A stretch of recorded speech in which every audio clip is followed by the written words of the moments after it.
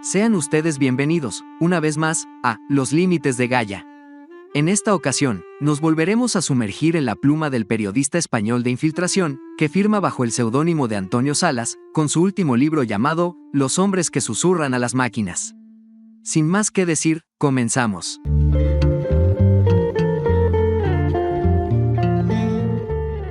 Sinopsis. Descubre las luces y sombras de tu nueva vida en esta inquietante investigación de Antonio Salas, en la que aprenderás cómo defenderte en la red. Una red en la que todos estamos atrapados. Una red llena de mentiras. El satélite que estábamos a punto de hackear pasaría sobre nosotros a las 5:17 de la mañana. Forcé la vista intentando localizarlo entre las estrellas. El hacker había comenzado su investigación fabricándose un palo de escoba y unos radios de bicicleta. Después perfeccionó el sistema con una antena direccional y un conector específico. Esto nos calcula el efecto Doppler, falta 1 minuto y 30 segundos.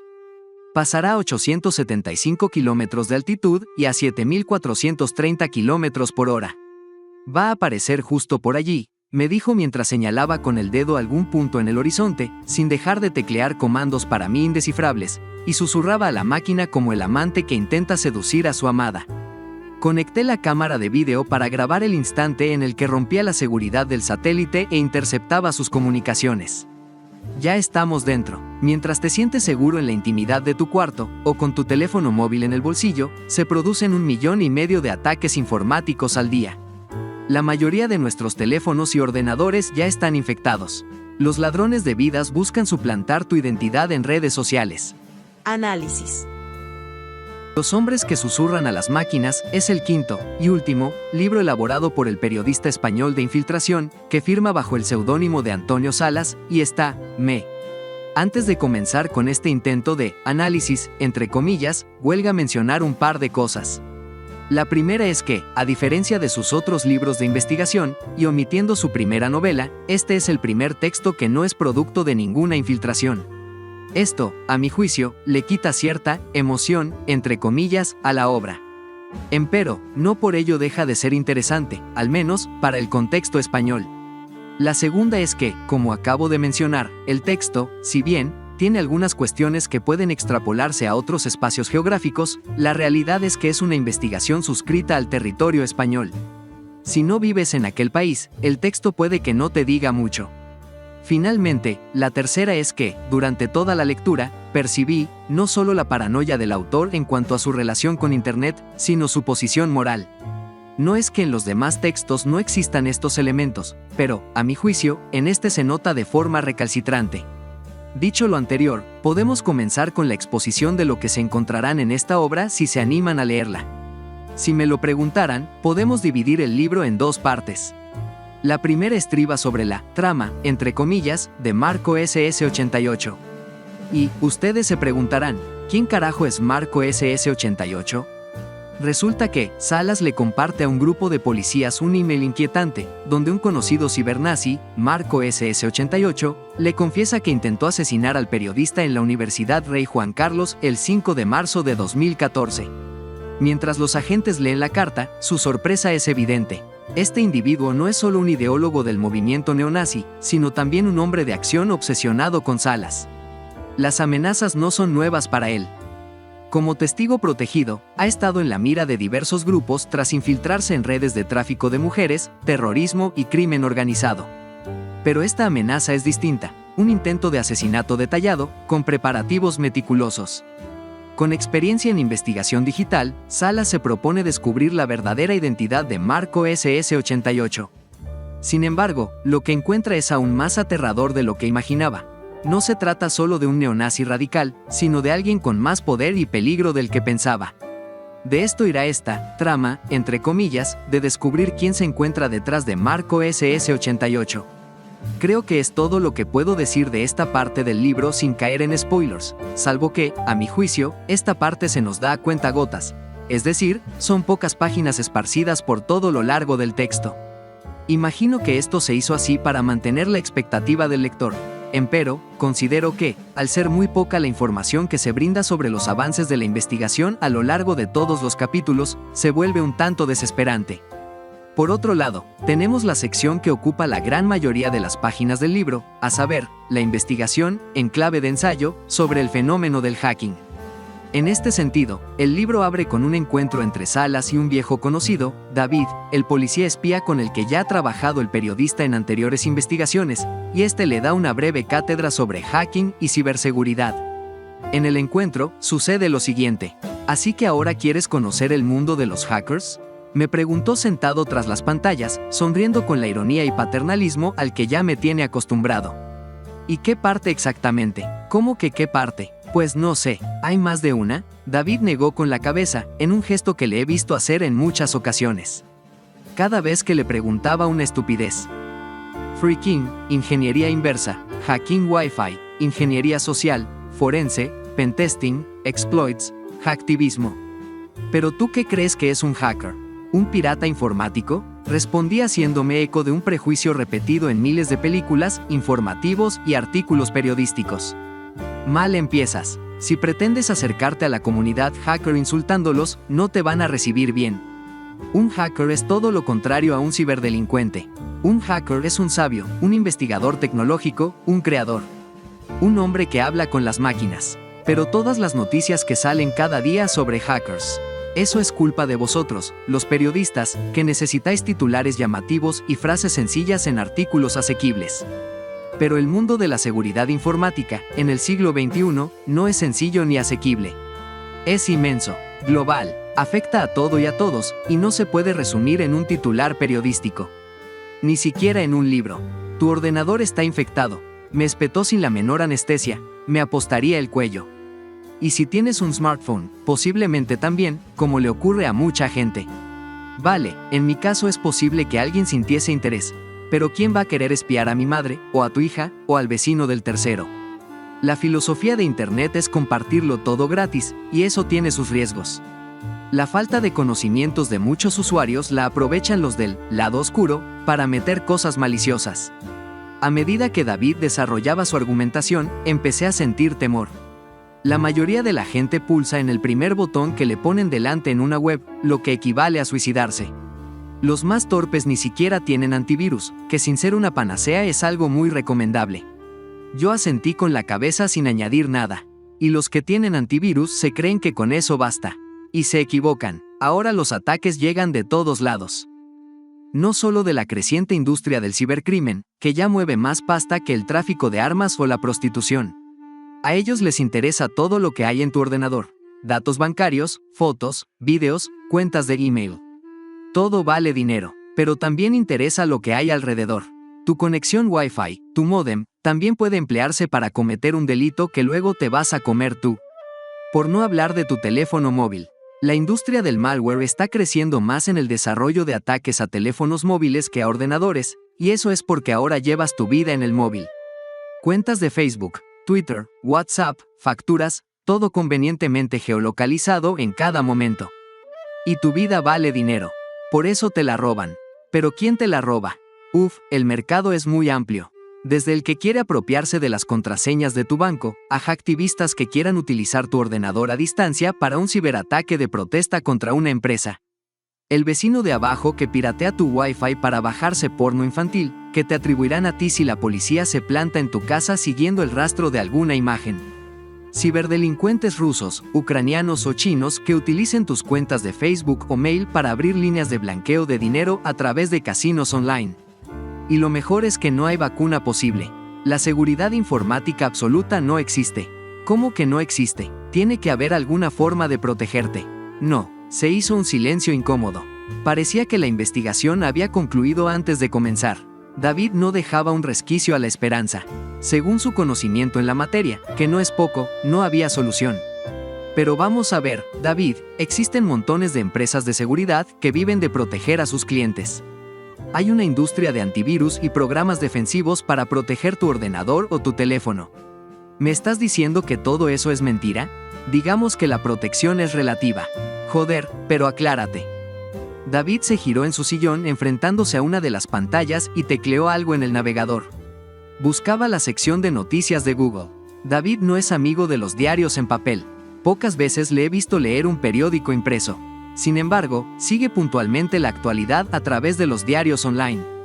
Aquí está, Edward Snowden. ¿Has leído algo sobre él? Claro, está en todos los informativos desde hace unos meses. En junio de 2013, el informático Edward Snowden revolucionó el mundo al filtrar cientos de miles de documentos en los que se demostraba que la NSA, la Agencia de Seguridad Nacional estadounidense, tenía la capacidad para espiar a todos los ciudadanos del mundo, incluyendo jefes de Estado, presidentes y reyes. Nadie que tuviese un ordenador o un teléfono móvil estaba a salvo. Piénsalo, Tony, no hay antivirus que te proteja de esto. Una cosa es protegerte de un delincuente informático y otra de los gobiernos. Si las grandes compañías como Google, Facebook, Yahoo, Hotmail, Twitter, WhatsApp, etc., pactan con un servicio de inteligencia el acceso a la tecnología que controla tus mensajes, tus redes sociales o tus archivos de datos, dejando puertas traseras, nadie puede protegerte. Y cuando no pactan, los servicios de inteligencia van y les pinchan el cable directamente. El mérito de Snowden fue decírselo a la opinión pública, pero los que entienden de estas cosas lo saben desde hace, no sé, 40 años. La información es poder, y tener toda la información es tener todo el poder. Hoy casi nadie guarda una cartilla del banco bajo el colchón, ni escribe sus intimidades en un diario, ni pega sus fotos personales en un álbum de cartón. Hoy toda nuestra información, y toda nuestra vida, entra en un disco duro. ¿Y de verdad alguien se creía que quien tenga el poder para acceder a esa información iba a renunciar a él por cuestiones éticas o morales? Pero, ¿qué puede querer la NSA de mí? La idea es recogerlo todo y luego ya se verá lo que interesa. No es que tengan un interés a priori, sino que cuando encuentran algo puedan volver atrás y rastrearlo. En los Estados Unidos, tras los atentados del 11S, los ciudadanos tuvieron que elegir entre seguridad y privacidad, y eligieron lo primero. Pero entonces, estamos vendidos. Después de lo anterior, Salas comenzará formalmente su investigación sobre el hacking, que, a mi juicio, es más una formación en el tema con base en lecturas, noticias y personajes de la escena española, principalmente. Esta parte de la exposición estará dividida en los temas que, según mi juicio, aborda el libro. Siendo así, comencemos. 1. Información falsa, propaganda y hacktivismo. En el texto se narran algunos ejemplos de lo fácil que es colocar información falsa de la vida social de un país en Internet, incluidos diarios supuestamente confiables. Al respecto, Salas escribe lo siguiente: hoy, la mayor parte de la información fluye por la red. Los teléfonos fijos han pasado a convertirse en un objeto ornamental en la mayoría de las viviendas.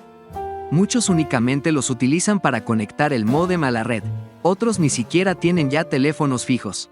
El correo postal se ha limitado al envío de paquetes y las cartas o postales a un puñado de románticos. Las ventas de la prensa escrita han caído en picado, y cientos de periódicos y revistas impresos tuvieron que cerrar sus redacciones o despedir a cientos de profesionales ante la implantación de la prensa online. Hoy los equipos de redactores profesionales, y eso cuando lo son, no disponen de 24 horas para completar un número finito de páginas. Antes bien, se impone la urgencia por llenar minuto a minuto los huecos inacabables de noticias, y en ese caldo de prisas proliferan los bulos. Rara vez son inocentes, pero ¿qué es lo que buscan? Y contestando a la pregunta sobre qué es lo que buscan, en el texto se brinda una posible respuesta. Dado que los medios de comunicación, en general, no son neutrales, ya que muchos de ellos dependen de la publicidad, suelen ser estas firmas las que pagan la tinta. Es decir, los medios también están al servicio de la propaganda. En este sentido, en el texto se muestran ejemplos de cómo se utiliza información falsa, semifalsa e incompleta como propaganda, y cómo diferentes organizaciones modifican la información de sitios como Wikipedia. Profundizando un poco en la propaganda, el texto aborda el caso de la propaganda yihadista, el ISIS o del País Vasco, misma que puede llegar a ser mucho más efectiva que los mismos atentados. Adicionalmente, se evidencia cómo las organizaciones terroristas utilizan Internet, particularmente las redes sociales, para captar nuevos adeptos. Y hablando de atentados, el texto también aborda cómo se manipula la información sobre estos para los distintos intereses de los involucrados. También aborda el tema de cómo las organizaciones terroristas utilizan los diferentes sistemas de encriptación para hacerle llegar la información a sus miembros y ejecutar sus diversas misiones. Regresando al tema de la información falsa, se habla de la producción de fotografías falsas. Esto, en el presente, con el advenimiento de la inteligencia artificial, se ha desarrollado de una manera impresionante. Sobre el hacktivismo, los hacktivistas creen en las transformaciones sociales a través del hacking, aunque también existe el hacktivismo de extrema derecha. Además, también está el asunto sobre la ética hacking, sobre la información que se decide o no revelar. En este sentido, se aborda el caso de Anonymous y de cómo esta organización le declaró la ciberguerra al Estado Islámico. Empero, este tipo de iniciativas hacktivistas pueden revelar información sensible de gente que se encuentra infiltrada, encubierta, en las diferentes organizaciones terroristas o criminales. Por último, Salas se entrevista con un famoso hacktivista español y sucede lo siguiente con respecto al acceso libre de la información y la piratería. Vale, todo eso está muy bien. Pero si alguien decide vivir del cine, la música o de los libros, y en vuestra política de que todo sea libre y abierto fomentáis la piratería, estáis jodiendo a mucha gente que solo quiere vivir de su trabajo. Bueno, se está jodiendo el modelo antiguo que están usando. Pero hay otros modelos. Tus libros y tus películas, tu trabajo, es tan válido y justo como cualquier otro que se desarrolle alrededor. Pero el problema está en los intermediarios y en sus formas. Supongo que no estarás de acuerdo en que yo pague un canon por conectarme a Internet, por si me da por bajarme contenido con copyright. Es decir, que me criminalicen antes de siquiera comenzar a usarlo. Es darle la vuelta al principio de presunción de inocencia. Entiendo al artista, pero no comparto el intermediario. Creo que el artista debe estar en contacto directo, tanto con su arte, como quienes lo disfrutan. Si te juntas con una mafia, lo siento, pero te señalaré como parte de ella hasta que no vea que deseas cambiar esa situación, al menos, desde dentro. Si no es así, mi ideología libertaria de compartir siempre prevalecerá por la de los intereses de unos pocos. Teddy Bautista tenía en su despacho una bola del mundo hecha de ébano de más de 100.000 euros para servir copas. Si este es tu modelo, créeme, algún día dejarás de poder pagarte todo con él. Por cierto, somos los mismos que hemos puesto a tu disposición totalmente gratis el correo electrónico, las plataformas de video y distribución de contenidos de manera neutral. No lo olvides, no somos nosotros quienes te quitan el pan, precisamente. También hablan sobre Snowden y la naturaleza del hacktivista comprometido.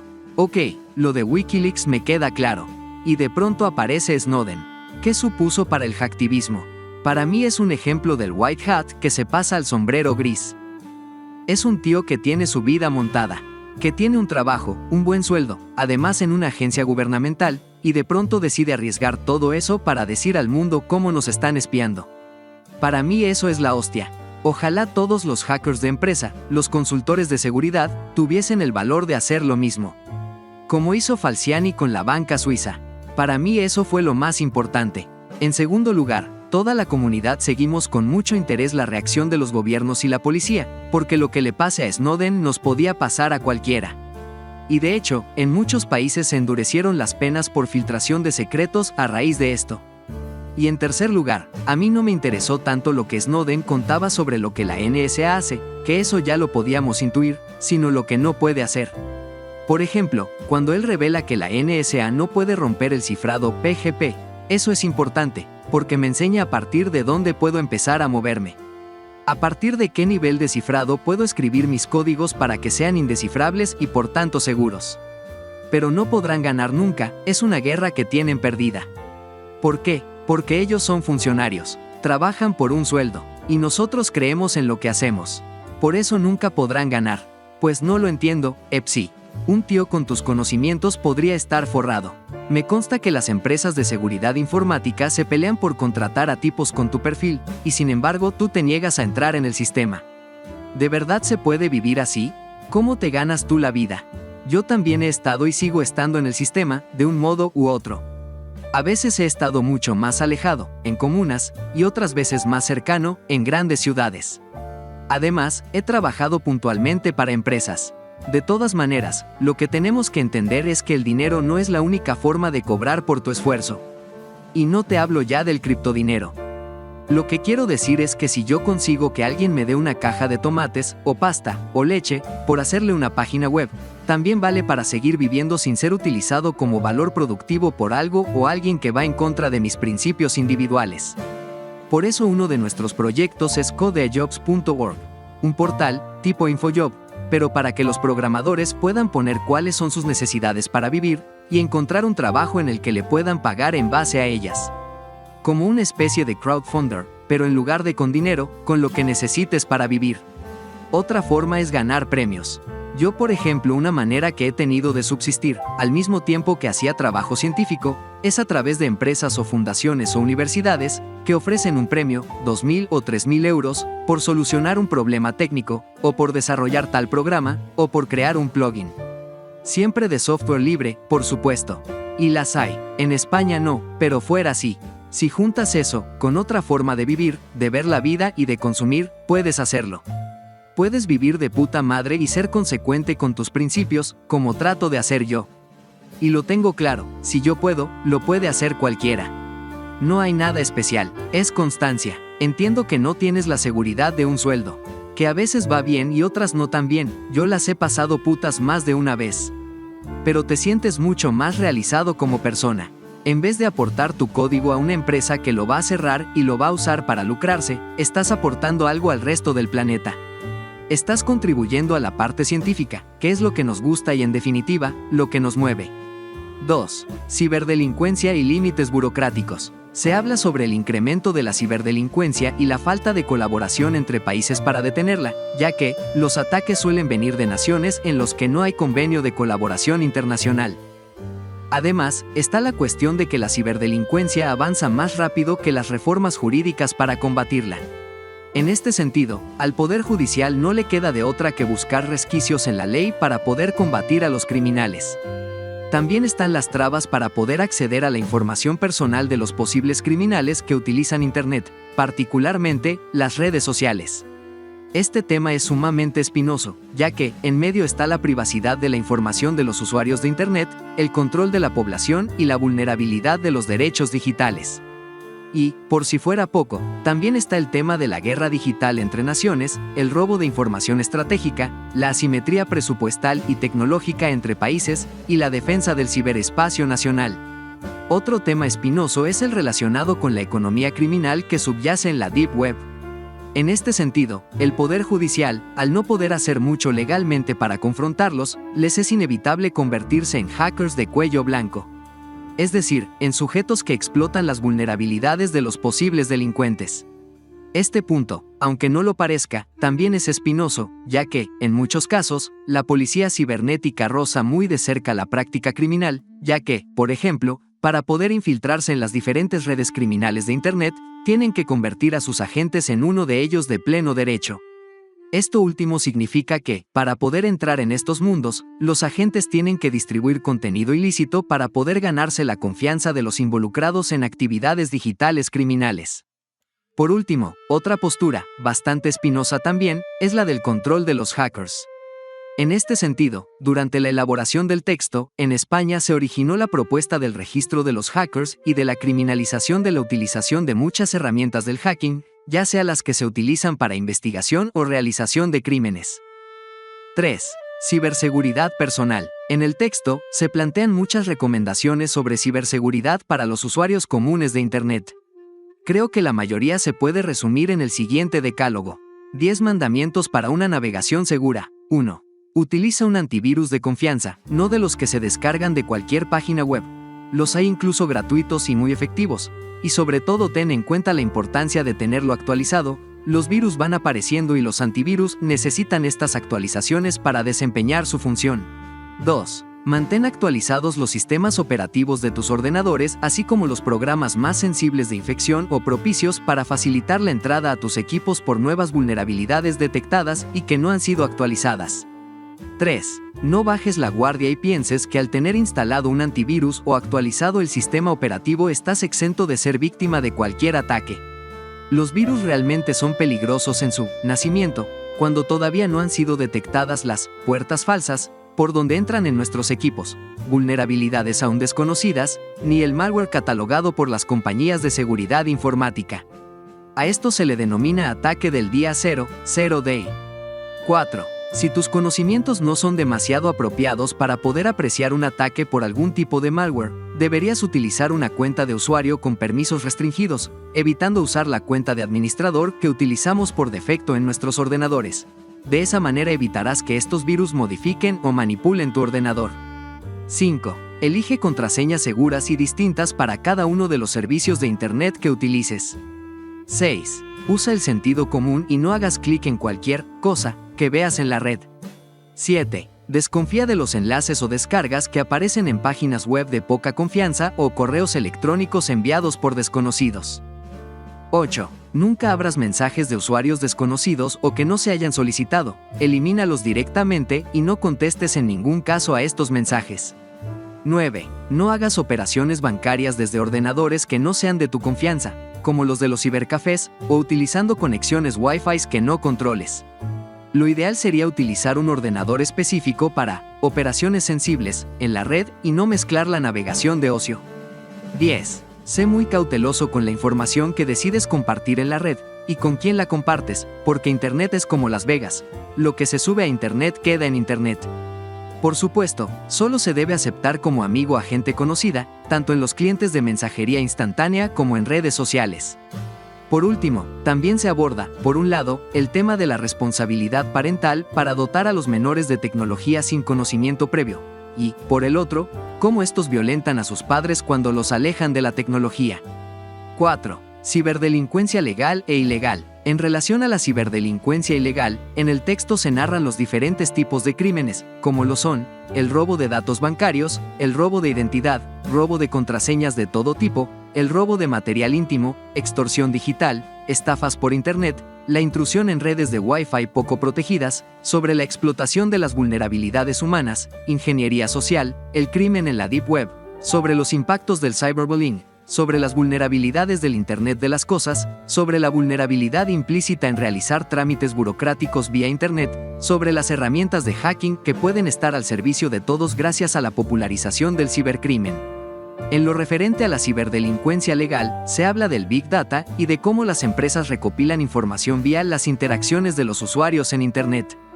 Por otro lado, se reflexiona sobre lo parecidos que son los hackers negros y blancos, ya que ambos van por lo mismo, el dinero. Los primeros te lo roban, los segundos te cobran para que no te lo roben. Por último, hay empresas que culpan a los investigadores de ciberseguridad, hackers de cuello blanco, por descubrir las vulnerabilidades de los sistemas que venden en vez de premiarlos. Estas empresas los responsabilizan de poner en peligro a los usuarios, ya que, aunque tengan todos los recursos para parchar dichas vulnerabilidades, prefieren ahorrarse ese gasto. 5. La ciberseguridad como negocio. Se habla sobre las empresas que se dedican a quitar información personal no deseada en Internet, todo lo que la gente, que lo pueda pagar, que no quiera que se siga mostrando en la red. Por último, se habla sobre la explotación de la paranoia de la seguridad en Internet. En este sentido, se tiene que decir que hay amenazas por todos lados para poder vender la ilusión de la seguridad. Finalmente, y en términos de estructura, el libro está organizado en un prefacio, 3 partes sustantivas, un epílogo, un glosario hacker básico, bibliografía, agradecimientos, un encarte, donde se incluyen fotografías como evidencia, y, para terminar, las tradicionales notas al pie, que rozan las poco más de 260, donde se añaden, principalmente, links para corroborar información y algunas profundizaciones sobre situaciones, contextos, noticias, etc. Además, en su conjunto, las 3 partes sustanciales tienen en total 21 capítulos, divididos en subapartados cortos, mismos que oscilan entre la trama, entre comillas, de Marco SS88 y la exploración sobre la fenomenología del hacking, especialmente en España. Gracias por ver el video. Déjanos tu like y comenta, si la has leído, qué te pareció la lectura, o, por el contrario, si se te antoja leerla. Recuerda suscribirte al canal y activar la campanita de las notificaciones para que no te pierdas ninguno de nuestros videos. Hasta un próximo viaje literario.